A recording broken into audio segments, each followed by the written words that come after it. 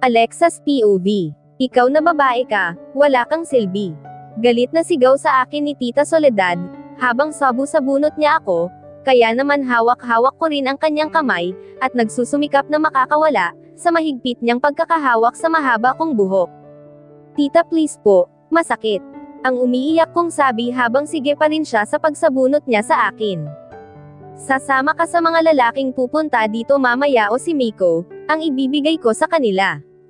Sa bagay, lalaki ang kapatid mo, mas mapapakinabangan nila iyon kapag naturuan nilang manggulpi, at pumatay ng tao, siguradong lalaking kriminal ang pinakamamahal mong kapatid. Huwag po tita, ang bata-bata pa po ni Miko. Saka nangako po ako kila mama at papa na aalagaan ko, at papalakihin siya ng wasto. Hindi pwedeng hindi ako mangatwiran, dahil ayaw ko namang bumangon sa hukay ang mga magulang ko, o kaya naman ay multuhin ako dahil pinabayaan ko ang aming bunso. Hindi pa ba tapos yan? Kanina mo pa kinakausap hindi mo pa mapa-oo. Napatingin kami pareho sa bagong dating kong tiyuhin, ang batugang asawa ng aking tiyahin, tapos ay ako at si Miko ang gustong magtrabaho para sa kanila. Nasaan na si Miko? Tanong naman dito ng aking tiyahin, kaya naman nagsalitan ako ng tingin sa kanilang dalawa. Anong ibig mong sabihin tita? Gulat kong tanong saka nagpumiglas ng husto, kahit na ang sakit sa anit para lang makakawala ako sa pagkakasabunot niya na siya namang nangyari. Iyon nga lang, mukhang ilang libong hibla rin ng buhok ko ang naiwan sa kamay niya. Nasaan ho ang kapatid ko? Tanong ko ulit ngunit sa tiyuhin ko na ako nakatingin ngayon. Ngumisi pa muna ang batugan kong tiyuhin bago nagsalita. Alam ko naman kasi na ganito ang mangyayari, kaya ayon, isinoga ko muna sa hindi mo matatagpuan. Pero kung papayag ka na ay syempre, kukuhanin ko siya ulit sa kung saan ko man siya iniwan. Napakasarap lamukusan ng pagmumukha ng matandang ito. Hindi ko alam kung bakit ito napangasawa ng aking tiyahin, at kung ano ang nagustuhan niya sa lalaki, ni hindi nga ito gwapo pero patay na patay pa rin si Tita Soledad sa kanya. Mabuti na nga lang at hindi sila nagkaanak, at baka naging kamukha pa niya. Ang lakas pa naman ng dugo ng pamilya niya dahil nakita ko na ang mga pamangkin niya na lahat, ay kamukha ng kanyang mga kapatid na kamukha niya. Kung anong sama ng mga ugali ay higit pa ang sama ng hilatsya ng mga mukha nila. Sabihin niyo sa akin kung nasaan ang kapatid ko, tito. Huwag niyo namang idamay ang walang kamuang-muang na si Miko sa mga kawalang hiyaan niyo. Abat, sabi ng aking tiyahin bago niya ako binigyan ng malutong na sampal ng papaling sa aking mukha sa kaliwa, kaya naman hindi ko na rin napigilan ang mapaluha. Ikaw na walang utang na loob kang babae ka, wala kang karapatang pagsalitaan kami ng kahit na anong masasakit na salita, dahil kami ang kumupkop sa iyo at sa kapatid mo. Galit na sabi naman ng aking tiyuhin na mabilis na nakalapit sa akin at sinabunutan din ako. Aray! Ang sakit-sakit na dahil higit na mabigat ang kanyang kamay kumpara sa tiyahin ko.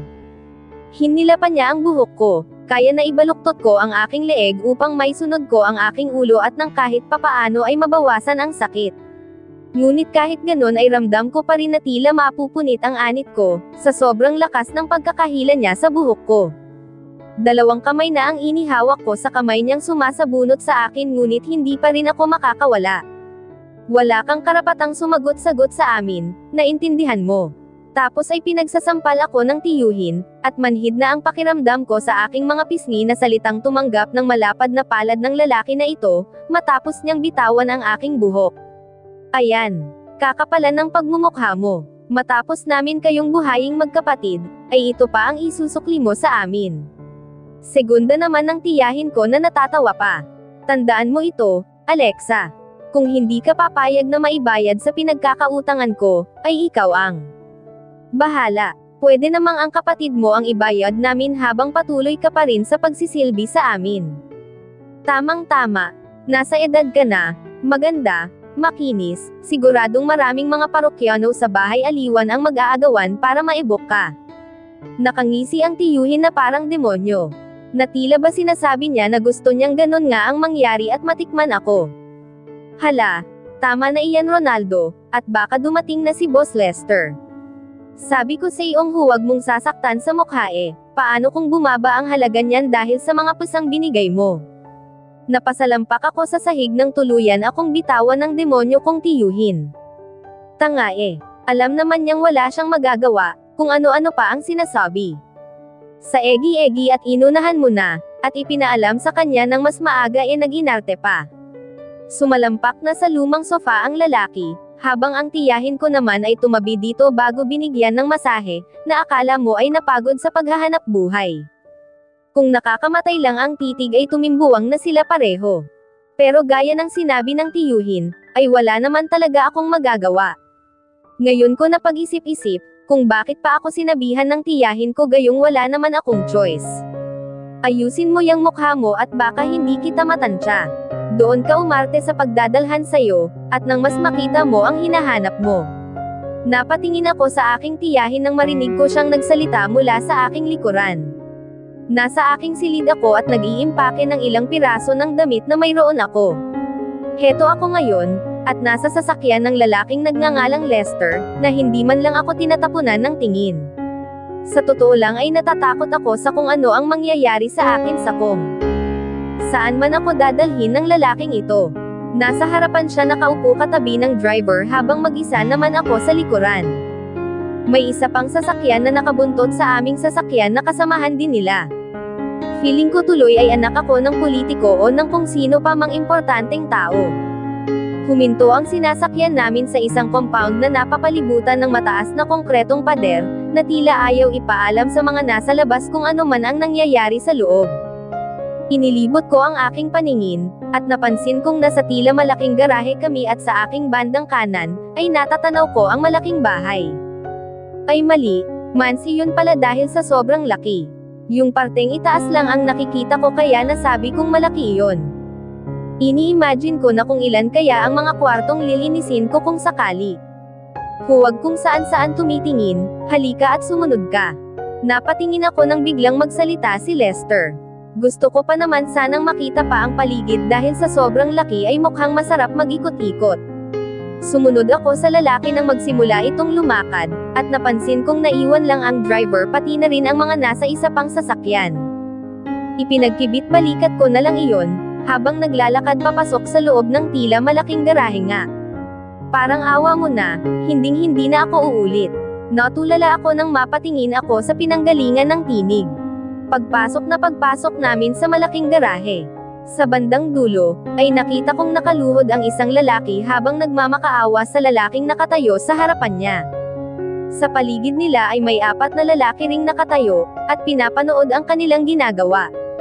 Puro dugo ang mukha pati na rin ang damit ng nakaluhod, halatang-halatang sobrang gulpy na ang inabot niya, mula sa nakatayo na malaking lalaki at may malaki ring katawan na halatang-halata kahit na nakasuot pa ito ng business suit. Habang ang kanang kamao niya ay nababalutan ng puting tela, na punong-puno na ng dugo, na sigurado akong galing sa lalaking nakaluhod. No one double crosses me. Did you know why? Tanong ng lalaking nakatayo na may magandang tinig. Please, may pamilya ako. May asawa at mga anak akong umaasa sa akin. Pagmamakaawa pa ng nakaluhod. Problema na nilang nagkaroon sila ng amang kagaya mo. Liyon lang at tumingin na ang lalaking nakatayo sa kanyang kanan, na tumanggo naman bago binaril ang nakaluhod. Napapitlag ako nang biglang umalangaw-ngaw ang 3 putok ng baril, kasabay ang pagbagsak ng lalaking nakaluhod na wala ng buhay. Nakanganga akong napatingin sa lalaking, kanina ay nakatayo sa harapan ng lalaking namatay na ngayon, at nakatingin na sa akin na nakakunot ang noo. Bigla akong napaatras nang mapansin kong palapit na siya sa akin. Papatayin din ba niya ako? Dahan-dahan kong iminulat ang aking mga mata. Parang inaantok ako na ewan, na tumingin sa aking paligid. Naikunot ko ang aking noo nang ma-realize ko na hindi pamilyar ang lugar. Nasa isang magarang silid ako at higit sa lahat ay nasa kama ako. As in kama. Tapos ay bigla kong naalala ang nangyari. Nasaan na ang mga lalaki? Nang hihila kong tanong, nang malakas na wala namang sumagot dahil mag-isa lang ako sa silid. Totoo bang pangyayari iyon o? Nanaginip lang ako. Naipilig ko ang aking ulo dahil sigurado akong totoo ang nakita ko. May pinatay at naalala kong palapit sa akin ang lalaking may magandang boses, pero nakakatakot na pagkatao. Anong nangyari pagkatapos nun? Natampol ko ang aking noo, nang maalala kong wala na akong matindaan, nang tuluyang makalapit sa akin ang lalaki at tanungin ang katabi kong si Lester kung sino ako. Hinimatay ako. Kinapa ko ang aking sarili, para siguraduhing hindi ako isang kaluluwa lang. Kinurot ko ang aking sarili. Aray! Nakahinga ako ng maluwag nang mapatunayan kung buhay pa ako. Naupo ako kasabay ang pagbukas ng pintuan, kaya naman mabilis akong napatingin doon at pumasok ang isang babaeng sa palagay ko ay matanda sa akin ng mga 10 taon. Mabuti naman at gising ka na, pinapatawag ka na ni Sir Lucas.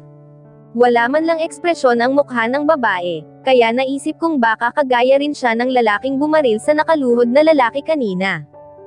I mean, baka isa rin siyang mamamatay tao. Mga ganitong klase ba ng mga tao ang dapat kong kaharipan simula ngayon?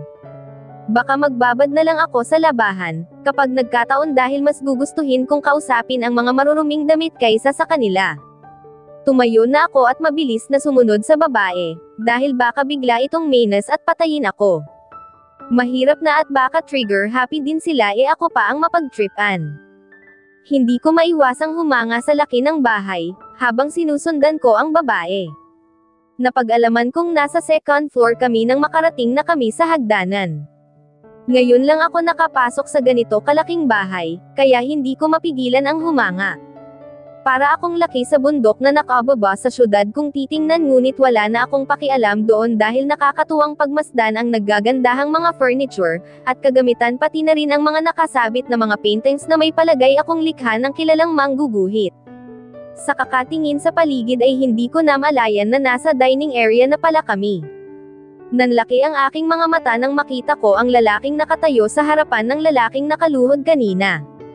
Hindi ko na naman malaman ang gagawin ko dahil sa takot. Maupo ka na. Tumingin ako sa babae na itinuturo ang upuang nasa kanan ng lalaking, hindi nakatingin sa akin pero hindi ko magawang tingnan ng diretso, kaya pinanatili ko lang ang aking ulo sa pagkakayuko. Naupo ako sa kanang side ng lalaki, at naghintay ng susunod na kaganapan.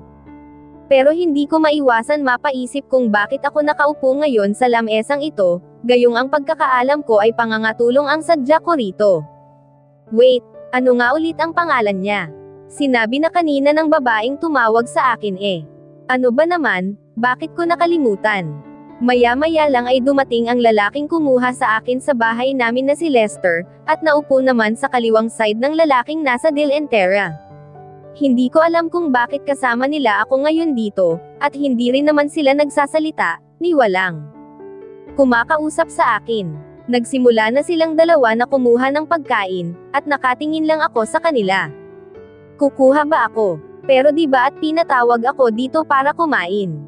Pagtingin ko sa lalaking maganda ang boses kong magsalita, ay nakatingin dito sa akin habang inunguya ang kanyang pagkain. Ayaw mong kumain? Tumingin ako kay Lester na nakatingin sa akin, at naghihintay ng isasagot ko. Gusto. Ano pang hinihintay mo? Hindi kita paglalagay ng pagkain sa pinggan mo. Kaya ko naman, sagot ko tapos ay mabilis na akong kumuha ng pagkain, habang manakanak ang tumitingin sa dalawang lalaki lalo na sa nasa kaliwa ko, kahit na nakatungo ako. Hindi na ako kinausap ni Lester at wala na ring nagsalita sa aming tatlo. Ang laki ng lamesa pero tatatlo lang kaming sabay-sabay na kumain, at nagtataka talaga ako kung bakit kasabay nila ako, habang ang iba ay hindi lalo na ang sumando sa akin sa kwarto. Wait, bakit pala ako nasa silid na iyon? Hindi ko napagmasdan masyado, pero alam kong malaki iyon. Imposible naman na ang isang katulong na katulad ko ay sa ganong silid matutulog, diba? Tinapos ko na lang ang pagkain at kahit na gusto ko sanang gawin iyon ng mabilisan, ay hindi ko nagawa dahil nag-alala ako kung ano naman ang gagawin ko kapag nauna ako sa kanila. Follow me, sabi ng lalaking may magandang boses kaya tumingin ako sa kanya. Nagkatinginan muna kami bago siya tumayo, at lumakad. Naiwan naman akong nalilito. Ako ba ang sinasabi niyang sumunod? Si Lester na nakataas ang isang kilay na nakatingin sa akin ay biglang nagsalita. Bagalan mo ang pagkilos kung alam mo ang opisina niya, dahil hindi kita ihahatid doon. Bawal pumunta ang kahit na sino nang hindi niya pinapayagan. At sino mang hindi sumunod sa gusto niya ay alam mo na.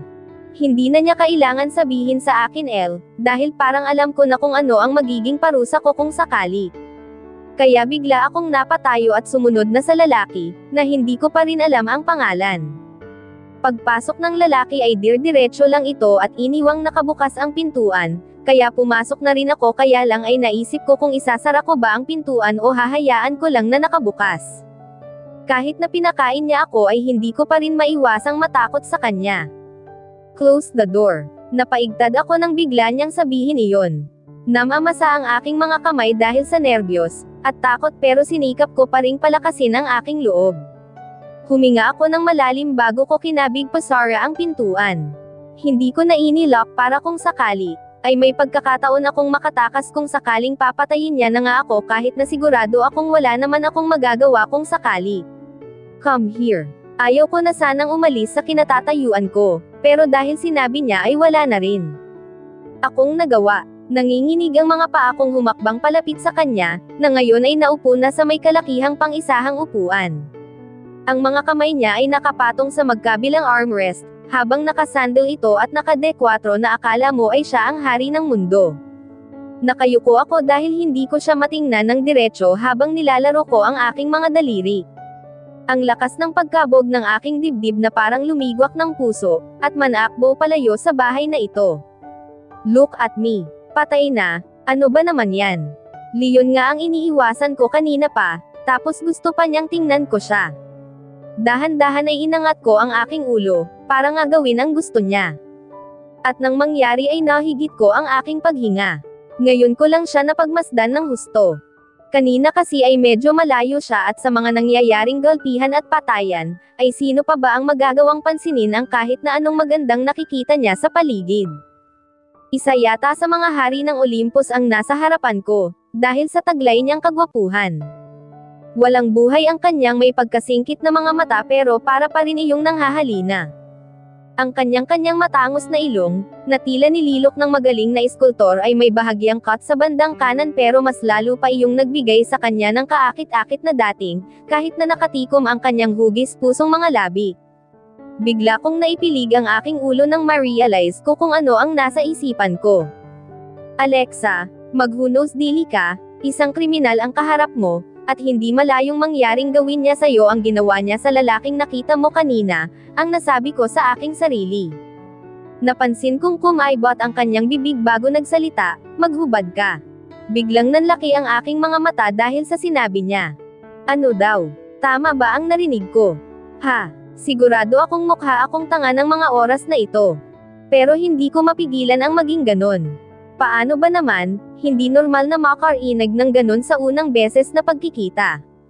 Pasensya na po, kasi parang nagkamali ako ng pandinig. Nasa mga 3 metro ang distansya namin sa isa't isa, kaya baka nga mali lang talaga ang intindi ko, ano ba ang pagkakarinig mo? Tanong niya na nahihiya naman akong sagutin. Paano nga kung mali ako ng pandinig? Tapos ay isipin niyang may pagnanasa ako sa kanya. Pwede pong pakiulit ng sinabi mo. Kinakabahan kong tanong. Bahala na, kaysa naman mas magmukha akong tanga, dahil nga mali ang pagkakariniig ko. I said, maghubad ka na. Mahina lang ang pagkakasabi niya, pero may diin at kababakasan ng pagkainis. Siguro ay dahil kailangan pa niyang ulitin ang sinabi niya kaya lang. Ano ho? Ang nanghihilakbo kong tanong. Bakit ho? Dahil gusto kong makita ang katawan mo. Parang wala lang nasabi niya. Many okis pa yata ito ah. Kung kanina ay para akong nahahalina sa taglay niyang kakisigan, ay bigla iyong bula na naglaho. Sir. Hindi naman ho ako nagpunta dito para maging agogo dancer. Hindi ka naman talaga dancer, sabi niya. Dahil gagawin kitang parausan ko. Gulat kong tanong. Malakas talaga ang pagkakasabi ko, halos sumigaw na nga ako eh. Ang sabi ng aking tiyahin, ay magkakatulong ako rito. Wala siyang sinabi na magiging ano. Ni hindi ko masabi ang salitang binitawan niya. Biglang tumikom ng madiin ang kanyang mga lobby, at nagtim ang kanyang bagang. Alam na alam kong galit na siya sa akin. Siguro dahil sa pagsagot ko. Pero magkapitpitin na ng mani, hindi ako papayag sa gusto niyang mangyari. Natatakot ako sa kanya, dahil natatakot akong mamatay, pero hindi ibig sabihin, ay hahayaan ko na siyang gawin ang gusto niya. Sinabi niya sa'yo mismo na gagawin kitang katulong. Is that her exact words? Tanong niya na halatang nagtitimpi ng galit. Alam mo ba kung gaano kalaki ang utang sa akin ng tiyuhin mo, para lang tanggapin ka ditong katulong. Napanganga ako. Wala akong ideya sa kung magkano. Basta ang alam ko lang, ay ako ang ipinabayad nila na pumayag naman ako dahil ayaw kong mapahamak ang aking kapatid. Gusto kong mas ulit ang 5 milyong nakuha nila sa akin, kaya maghubad ka na. Gusto kong malaman kung worth it ka bang kabayaran doon pati na ang kapatid mo. Kapatid ko, anong pinagsasasabi mo? Kaya nga ako nandito, ay para hindi madamay ang kapatid ko. Well, mukhang wala kang alam. Kasama ang kapatid mo sa ibinayad nila sa akin, gusto mo ba siyang makita? Hindi ko alam kung ano ang sasabihin, or gagawin ko. Bigla akong napayuko dahil sa lito. Paanong nangyari ito? Sa hilatsya ng itsura ng lalaking kaharap ko ngayon, ay mukhang pareho pa kaming magkapatid na walang mararating at malulugmok sa putikan. Nauubos na ang pasensya ko babae. Bigla akong nagangat ng tingin at sigurado ako na kung hindi ko pipigilan ang luha ko, sa pagpatak ay siguradong agos iyon ng walang humpay. O gusto mong ako pa ang maghubad sa'yo? Bigla kong nayapos ang aking sarili dahil sa sinabi niya. Tapos ay tatawagan ko ang kapatid mo para panoorin niya, kung paano ka angkinan ng mga tauhan ko. Huwag. Please parang awa mo na huwag. Gagawin ko na. Kahit anong sabihin mo ay gagawin ko, huwag mo lang hayaang makita ako ng kapatid ko. Sa hindi kanais-nais na sitwasyon, mabilis kong sabi sa nagmamakaawang tono. Then do it.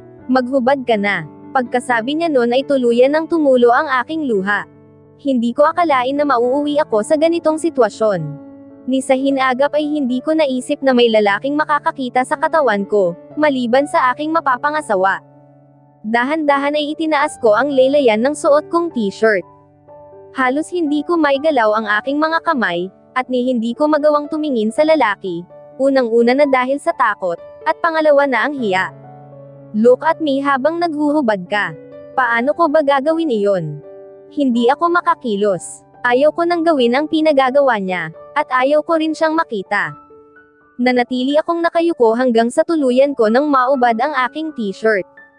Hindi ko siya narinig na nagsalita, pero may narinig akong nagring. Boss. Umalangaw-ngaw ang boses ni Lester, sa naka-loudspeaker na cellphone ng lalaki. Dalhin mo si Alexaw. Hindi na niya natapos ang sasabihin niya, dahil bigla akong tumingin sa kanya sabay sabi. Please, huwag po. Gagawin ko na, susunod na ako. You heard her. Nakatingin siya sa akin, at magkahinang ang aming mga mata nang sabihin niya iyon. Okay boss. Nakahinga ako ng maluwag nang marinig ko ang tugon na iyon ni Lester. Continue what you are doing. Parang wala lang nasabi ng lalaki, kung kanina ay para siyang hari ng Olympus sa aking paningin, ngayon ay para na siyang si Satanas na nakaupo sa trono. Kagaya ng sinabi niya, ay pinagpatuloy ko ang paghuhubad ng magkahinang ang aming mga mata. Dahil wala na akong t-shirt ay ang leggings naman ang isinunod ko. Hindi ko pa alam kung saan ako kukuha ng lakas, para tanggalin ang aking bra at panghuli ang aking panty. Ngunit ang lahat ay kailangan ngang pagdaanan. Nang nasa sahig na ang pangibaba ko, ay huminga ako ng malalim tsaka ko inabot sa aking likuran ang hook ng aking bra, at kinalag iyon at tinanggal. Medyo malit ang aking bra dahil sa kalumaan, kaya masikip iyon sa akin. Kaya ng tuluyan ko na iyong maubad ay nag-bounce ng bahagya ang aking malulusog na mga bundok. Ngayon ko naisip kung bakit sa bundok na iyon, at hindi na lang sa pera ako nabiyayaan ng Panginoon, edi sana, wala ako sa sitwasyon kung ito ngayon. Nakita kong nanigas ang panga ng lalaki, kaya medyo kinabahan ako dahil baka mamaya ay bigla niya nalang daklutan ang matayog kong hinaharap. Nang ang panty na ang aking tatanggalin, ay napansin ko ang pagsandal niya. Ano yon? Naisip pa niya na main event na kaya dapat ay comfortable siya. Nagtadges ang aking mga bagang at alam kong nakita niya iyon, ngunit wala siyang sinabi, basta naghintay lang siya sa susunod kong gagawin. Dahil kailangan ko talagang gawin, ay isinunod ko na nga aking panty na tanggalin. Napansin kong bahagya gumalaw ang kanyang Adam's apple, ngunit hindi ko na binigyang pansin. Nanatili akong nakatayo sa harapan niya, habang magkahinang pa rin ang aming paningin. Tapos ay bigla niyang iniangat ang kanyang likod sa pagkakasandal, ang nakadekwatro niyang mga paa, ay kanyang ibinuka at saka nagsabi. Lumapit ka. Ayaw ko na subukan pa ang kanyang pasensya, dahil baka maubos pa iyon. Kaya kahit na nanginginig ako sa ginaw dulot ng lamig ng aircon, lalo na sa kaba, takot at kahihiyan ay ginawa ko ang gusto niya. Ngayon ay nakatayo ako sa harapan niya, sobrang lapit. Sa pagitan ng kanyang mga hita to be exact. Tumangala siya sa akin habang nakayuko naman ako sa kanya matapos niyang sumandal na muli. Tumalikod ka, na siya namang ginawa ko. Tapos ay naramdaman ko ang pagdampi ng dulo ng isa niyang daliri. Bigla tuloy na nayo ang mga balahibo ko. Yung tipong kinilabutan ako. Harap, at humarap nga ako. Muli, naghinang ang aming mga mata at nakasandal pa rin siya sa couch. Tapos ay biglang may kumatok kaya napatingin ako sa pinto. Paano kung biglang pumasok ang kung sino mang iyon, at makita ako sa ganitong ayos? Teka lang, baka dinala nga nila dito si Miko. Mabilis kong naibalik ang aking tingin sa lalaking nakaupo, na biglang tumayo bago sinabi. Come in. Hindi ko malaman ang gagawin ko kung saan ko itatago ang aking sarili. Ayaw kong may iba pang makakita sa akin ng ganitong ayos. Narinig ko ang pagbukas ng pinto. At bigla akong nagsisi nang hindi ko I lock iyon kanina. Hindi ba sinabi ko na tumingin ka sa akin? Tanong ng lalaki, kaya naman napatingala ako sa kanya. Ito na boss, ang iba ay nasa silid nyo na. Narinig kong sabi ng boses ng lalaki at saka ang pagsarang muli ng pintuan. Hindi ako makagalaw sa kinatatayuan ko, pero lumakad ang lalaki papunta sa may pintuan bago muling bumalik sa akin. Itapon mo ang hinubad mong mga basahan at isuot mo ito. Lalong hindi ako nakahuma dahil sa sinabi niya. Bago lumakad papunta sa kanyang office table na katapat lang ng intuan at naupo sa kanyang office chair. Nakatingin pa rin ako sa kanya, habang may kung ano siyang sinusulat tapos ay bigla siyang tumingin sa akin. Huwag mong sabihing mas gusto mong walang damit kapag magkasama tayo. Napapitlag ako at tila nahimasmasan dahil sa sinabi niya. Mabilis kong kinuha ang paper bag na ipinatong niya sa kinauupuan niya kanina at nagbihis. Pero nanatili pa rin akong nakatayo sa kinatatayuan ko nang matapos. Maganda ang damit, isang dress iyon na hanggang tuhod ang haba. Kumpara sa suot ko kanina, pakiramdam ko ay nagmukha akong college student. Simula ngayon ay gagawin mo ang lahat ng ipapagawa ko sa'yo, naiintindihan mo ba? Tanong niya nang mag-angat ulit ito ng tingin sa akin. Opo, kapag sinabi kong sumayaw ka, sasayaw ka. Kapag sinabi kong kumanta ka, kakanta ka. Kapag sinabi kong halikan mo ako, hahalikan mo ako. Hindi pa ako nakasagot pero dahil kailangan kong sumunod ay, opo. Lahat-lahat ng sasabihin at iuutos ko ay gagawin mo, kung ayaw mong magalit ako, Alexa. Alam niya ang pangalan ko at ni Alexa pero wala akong idea kung sino siya. Opo, parang robot ng tugon ko. Bahala na kung anong mangyayari mamaya or bukas. Ang mahalaga ay ang ngayon. Wala siyang ginawang kakaiba sa akin. Hindi ko akalain na ang silid na tinulugan ko ay silid din pala ng lalaking iyon. Matapos niya akong paalisan ng kanyang opisina, ay pinabalik niya ako sa silid at sinabihang ayusin ang mga gamit na dinala doon ng tauhan niya. Nagulat ako ng puro mga pambabaeng damit, at kung ano-anong mga cosmetics na hindi ko naman ginagamit ang laman ng paper bag na nasa sahig. Medyo may kapirasong saya ang agad na nagdaan sa aking puso, ngunit nang maalala ko ang pinagawa niya sa akin kanina, ay mabilis din iyong nawala. Nagbukas ako ng closet matapos kong matagpuan iyon na nasa isang silid din sa bandang kanan ng kwarto. Gusto kong malula sa laki nun dahil halos kasing laki na iyon ng aming sala, samantalang lalagyan lang ng mga damit dito sa mansyon ng lalaking iyon. Lumapit ako sa isa sa mga pintuan ng closet na nandoon, at nanlaki ang aking mga mata nang makita kong mga damit panlalaki ang naroon. At doon ko naalala ang sinabi ng lalaking pumasok sa opisina kanina, ang iba ay nasa silid nyo na. Ang ibig bang sabihin ay kaming dalawa ang gagamit ng silid na ito? Ibig bang sabihin nun ay wala na akong kawala sa kanya sa bawat oras na magkasama kami rito, lalo at kagaya ng sinabi niya ay magiging parausan niya ako. Isinara ko ang pintuan ng closet ng lalaking iyon at naghanap ako ng bakante. Hindi ko lang sigurado, pero parang pinaghandaan ito, dahil ilang hilera rin ang walang lamang mga damit, kaya doon ko isinalansan ang lahat ng mga bagong bailing damit, na hindi ko maiwasang mapanganga nang makita ko ang mga pantulog na nandoon. pawang mananipis at ang dediring. Hindi ako nagsusuot ng ganong klase ng pantulog. Sapat na sa akin ang pajama. Ngunit dahil magiging parausan nga ako ay hindi nga malayong mangyaring ito ang ipasuot sa akin ng lalaking iyon.